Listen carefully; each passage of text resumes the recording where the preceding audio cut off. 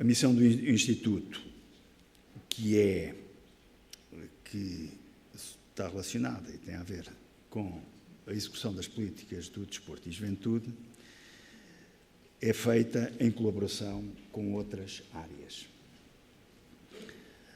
E é feita também em colaboração com os nossos parceiros, ou na área do desporto, ou na área da juventude. E é isso que temos feito. Temos-lo feito com o turismo, temos-lo feito com a saúde, temos-lo feito também com a educação.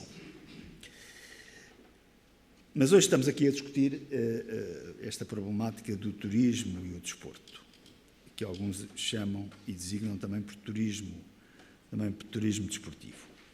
Eu começaria por dar nota desta expressão que aqui está neste slide, que o desporto é o maior fenómeno social do mundo e o turismo será provavelmente a maior indústria do século. E daí, talvez, também, por serem os maiores, com certeza, este relacionamento. Queria-vos... Eu não sei... Bom. Este relacionamento entre o desporto e o turismo tem aqui algumas componentes que têm de ser tidas em conta. Numa delas é a questão dos grandes eventos desportivos. Os grandes eventos desportivos normalmente trazem aqui algum impacto no turismo. Queria-vos dizer também que aquilo que contribui os fatores que contribuem para nós conseguirmos ganhar as candidaturas a esses grandes eventos são semelhantes àquelas que têm a ver com a opção que os turistas fazem também pelo nosso país.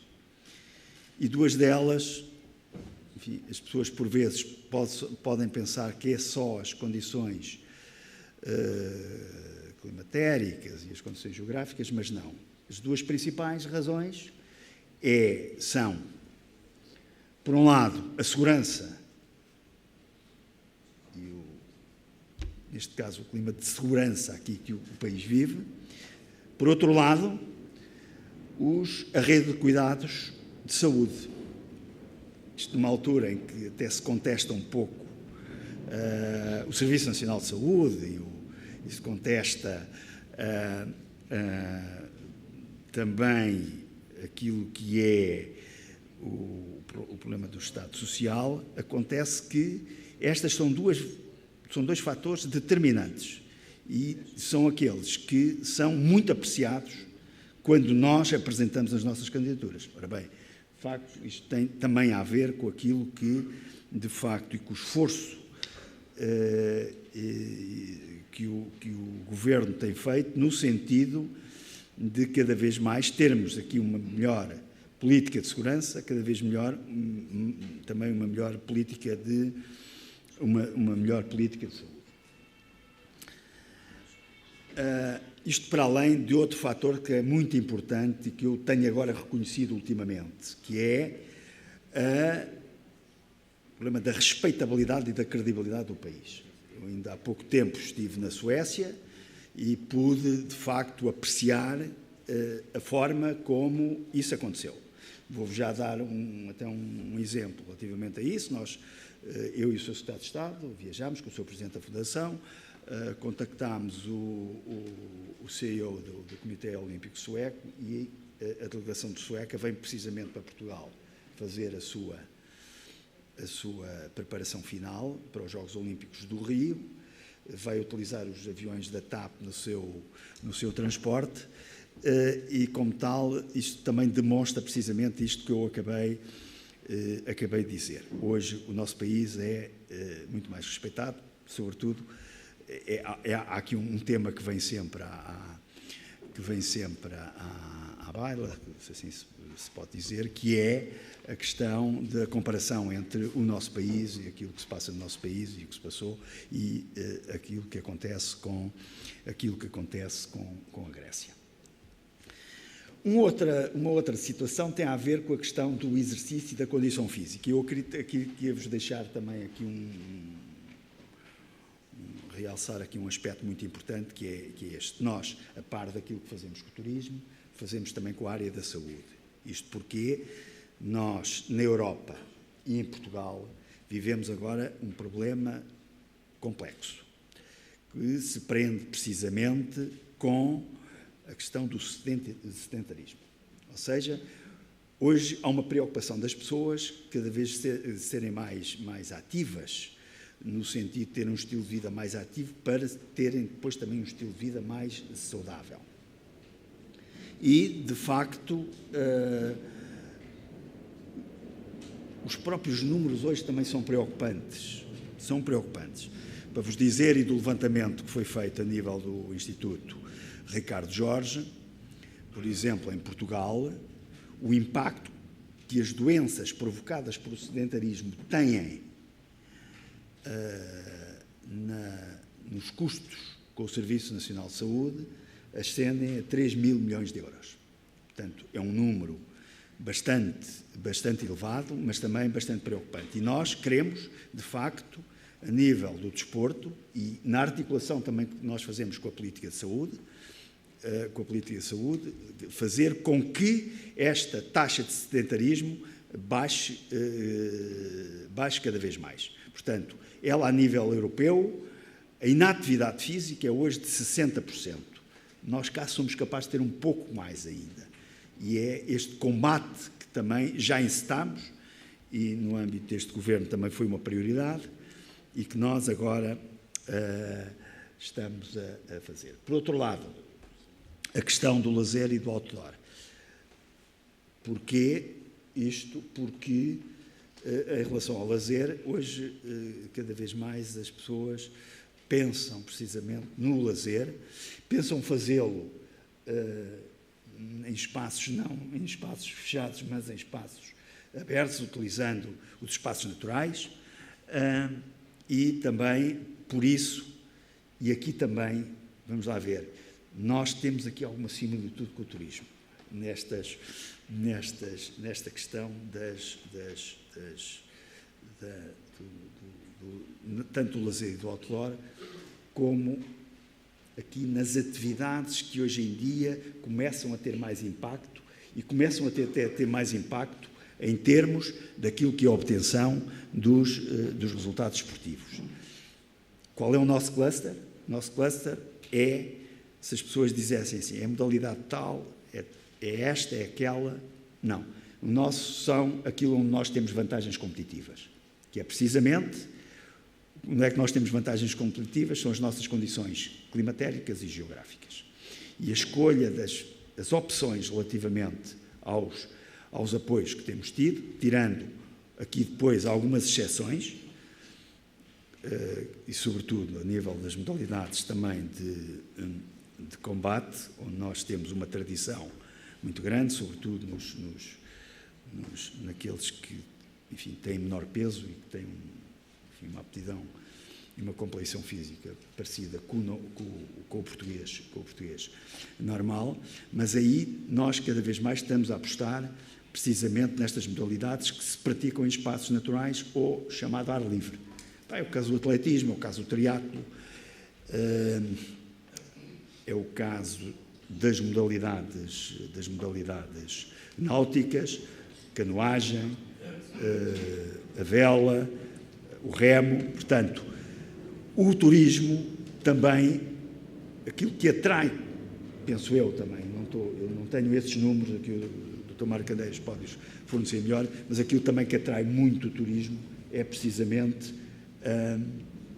as nossas condições geográficas e climatéricas. Pronto, depois há aqui algo mais que se associa a hospitalidades portugueses, até porque o turismo também é uma indústria da hospitalidade, que também progride mais, com certeza, se as agências de viagens funcionarem melhor, se os nossos condutores do táxi também forem pessoas mais simpáticas. Tudo isto contribui precisamente para essa indústria. Mas, efetivamente, as condições geográficas e climatéricas, de certo modo, são um fator determinante para aquilo que é a procura do nosso país e para também a nossa beleza natural.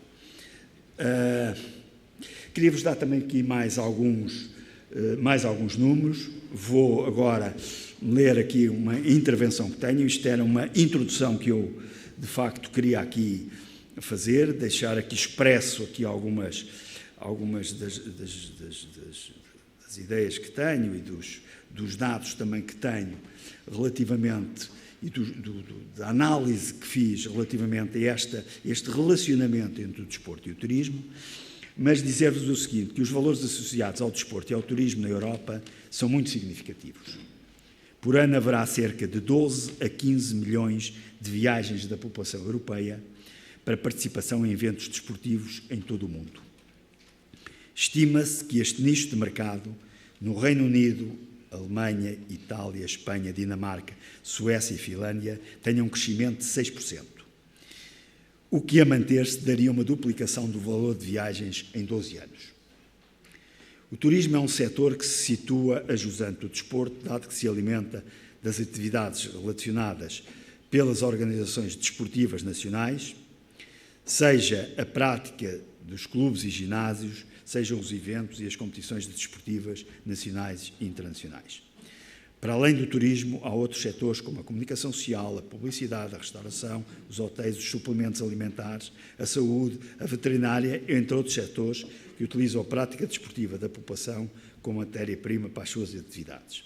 E agora um outro número também bastante interessante, que é o turismo do desporto na Europa tem um valor acrescentado bruto de 21 mil milhões de euros, correspondendo a 12% do valor acrescentado bruto do desporto. Portanto, o turismo tem um peso significativo no valor acrescentado bruto do desporto.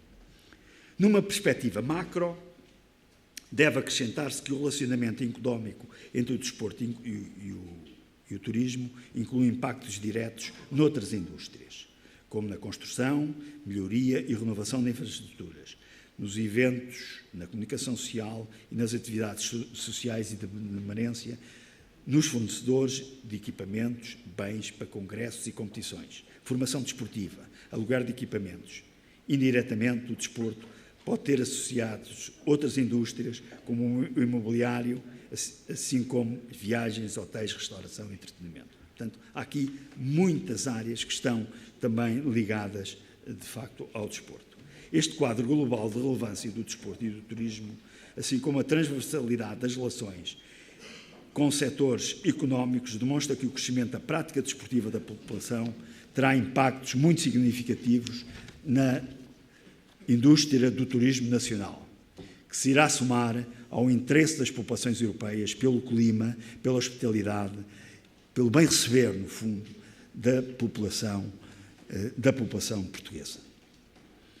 Se o turismo nacional atravessa um pico de sucesso com a procura internacional dos seus benefícios, serão ainda maiores com o aumento da prática desportiva da população portuguesa.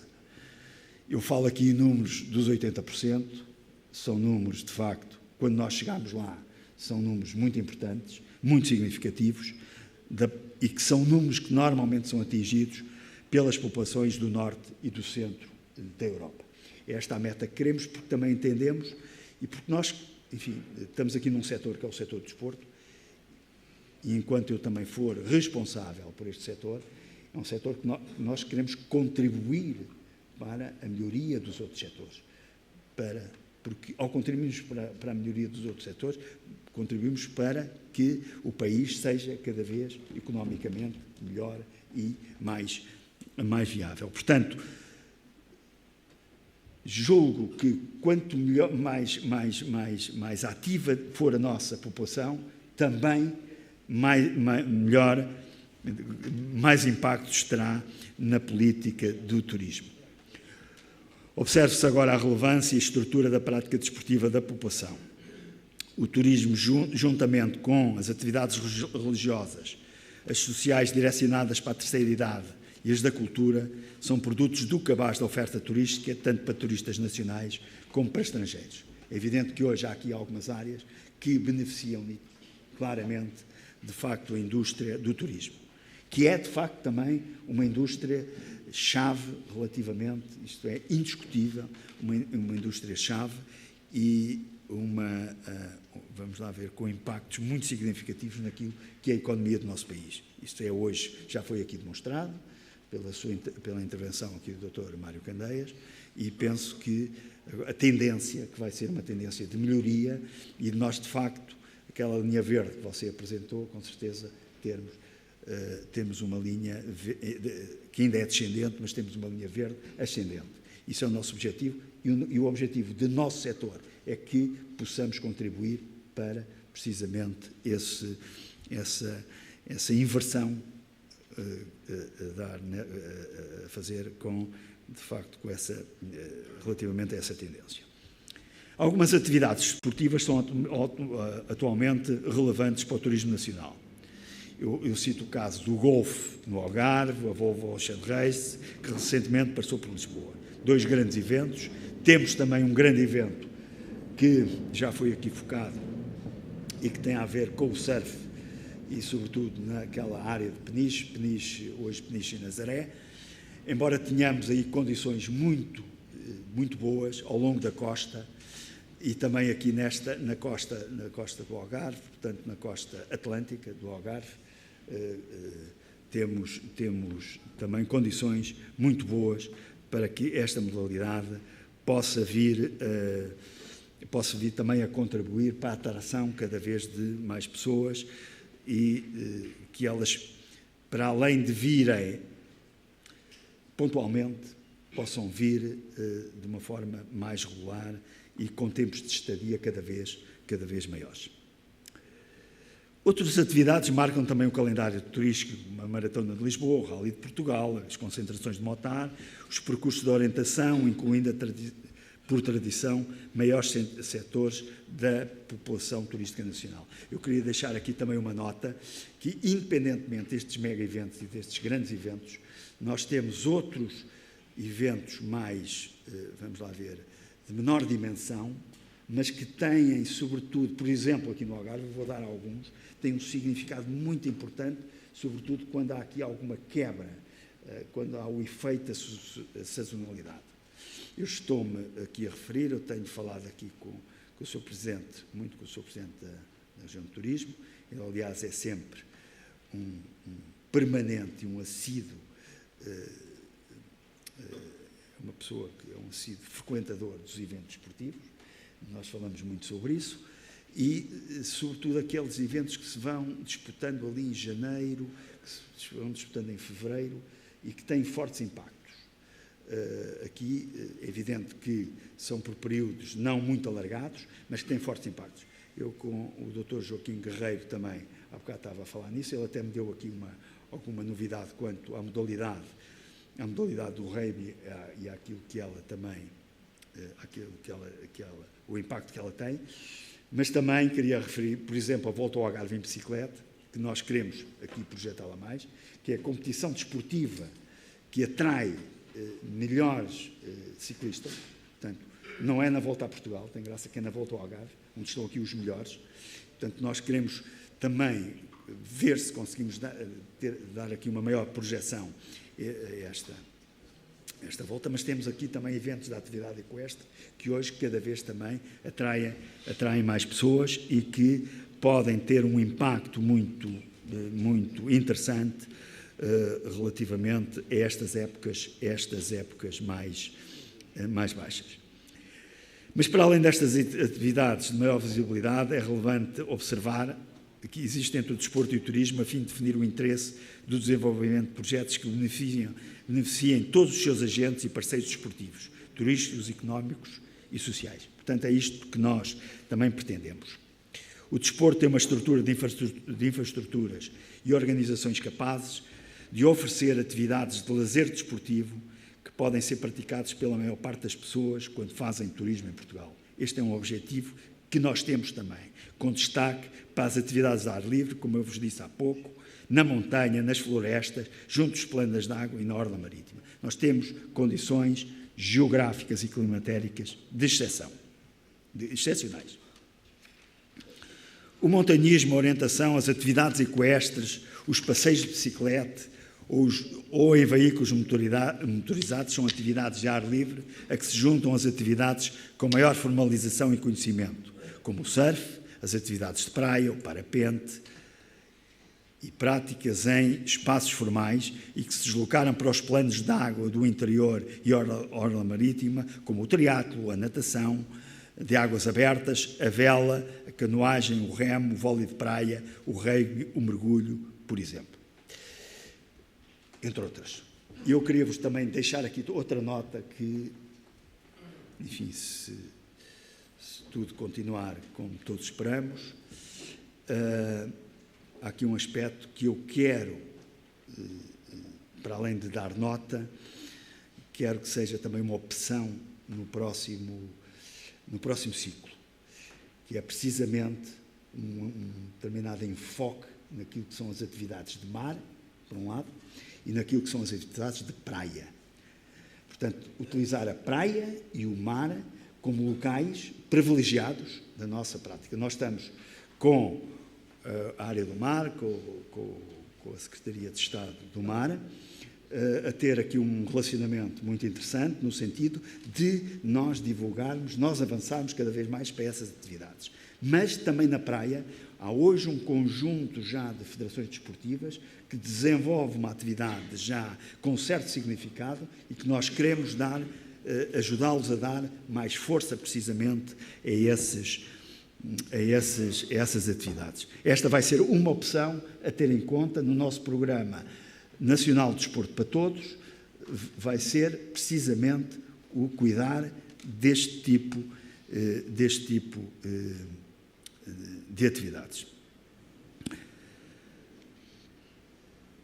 Portanto, queria-vos também dizer que a abertura do turismo ao desporto, onde não existem infraestruturas públicas nacionais, é uma hipótese de complementar a disponibilidade de infraestruturas turísticas com a necessidade de espaços desportivos da população. Bom, eu queria, e antes aqui de terminar aqui a minha intervenção, queria-vos reforçar aqui uma ideia, que é uma ideia de que nós estamos agora aqui de facto, num período em que estamos aqui com uma grande preocupação, embora estejamos, no ponto de vista desportivo, a viver aqui um momento muito importante, que são estes resultados dos Jogos Olímpicos Europeus, em Baku. Nós temos aqui uma grande preocupação, aqui que é, neste caso, o criar condições para que um maior número de pessoas cada vez mais adira à prática desportiva. Queremos aqui outra coisa, fazê-lo. Isto também é um projeto que é nosso e que penso também que pode favorecer aqui a nossa indústria turística. Estamos a preparar aqui a Carta Desportiva Nacional, que nos vai dar a conhecer o conjunto de instalações, portanto, tanto as instalações desportivas artificiais como todos os espaços naturais. E para quê? Para que as pessoas possam ter acesso a essa informação. Ou seja, hoje o turista que venha cá poder ter acesso mais fácil e ter uma informação melhor para aceder precisamente a esses espaços. Isso é eu penso que é algo que muitas vezes os turistas perguntam, precisam também, e é uma forma também de nós cada vez mais melhorarmos o nosso produto relativamente também a uma melhor oferta turística. Nós queremos colaborar com vocês, nós queremos estar com vocês e aquilo também que precisarem do Instituto Português do Desporto e Juventude, no sentido de vos poder beneficiar, de favorecer, estamos, de facto, somos uma instituição aberta e é aquilo que queremos fazer. Muito obrigado.